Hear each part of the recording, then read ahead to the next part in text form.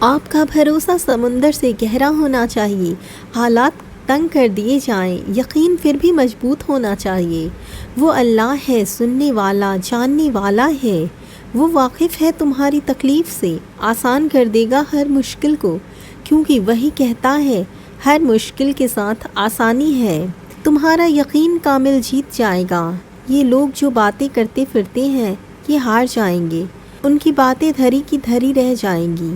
جو مایوس کرنے کی کوشش کرتے ہیں، تمہیں گمراہ کرتے ہیں، اور تم پھر بھی اللہ تعالیٰ پر یقین رکھے ہوئے ہو۔ تمہیں پتہ ہے وہ سچا رب ہے، تمہاری زندگی بدل دے گا، نصیب بدل دے گا، بس مانگتے رہو۔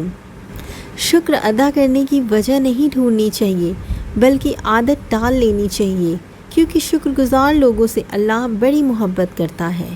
اللہ کی رحمت بہت وسیع ہے۔ بیمار ٹھیک ہو جاتے ہیں، بچھڑے مل جاتے ہیں، بکھرے سمٹ جاتے ہیں، تھوڑا سا حوصلہ بہت سا اجر انشاءاللہ۔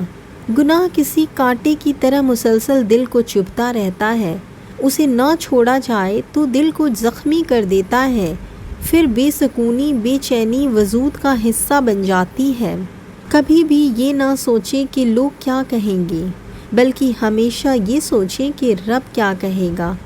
یہ نہ سوچیں کہ لوگ دیکھیں گے تو کیا کہیں گے، بلکہ یہ ذہن میں رکھیں کہ اللہ سب دیکھ رہا ہے۔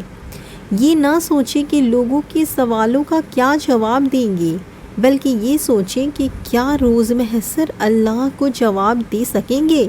جب آپ اللہ کے بتائے ہوئے راستے پر چلیں گے تو اس دنیا میں بھی سرخرو ہوں گی، اور آپ کی آخرت بھی سنور جائے گی۔ اور بے شک یہ دنیا فانی ہے، اصل زندگی تو آخرت کی زندگی ہے۔ جو ہر حال میں اللہ تعالیٰ کو اپنا مددگار مانتا ہے، وہ اللہ تعالیٰ سے ہی مدد حاصل کرتا ہے۔ اللہ اسے اپنے سوا کسی کا محتاج نہیں بننے دیتا۔ انسان ہاتھ سے بہت کچھ کما سکتا ہے، مال تو بہت ہی زیادہ کما سکتا ہے، لیکن ایک عزت ہوتی ہے جسے کمانے کے لیے اسے اپنی ہر خوبی، ہر عمل درست کرنا پڑتا ہے۔ عزت، مقام، مرتبہ سب سے قیمتی چیز ہے۔ اسی لیے قرآن میں بار بار مومنوں کے بلند درجات اور رتبے کا ذکر کیا ہے، کیونکہ یہی سب سے اہم چیز ہے۔ اس سے فرق نہیں پڑتا کہ دنیا آپ کو کس مرتبے پر رکھتی ہے۔ اپنے آپ سے پوچھیں کہ کیا آپ اس مقام پر ہیں؟